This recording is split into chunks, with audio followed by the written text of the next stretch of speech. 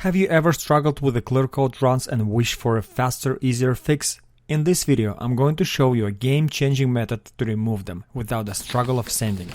We will be using a single edge razor blade and a buffer for a smooth, flawless finish.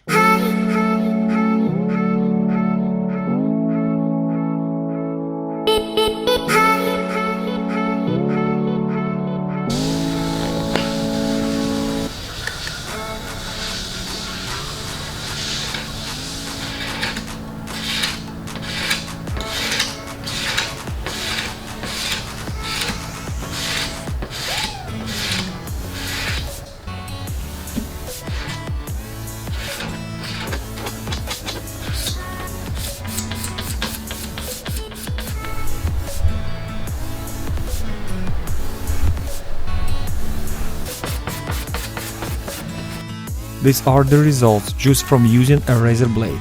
Now I don't need to sand as much. I will use 1000 grit sandpaper followed by 1500 and 2000 before buffing.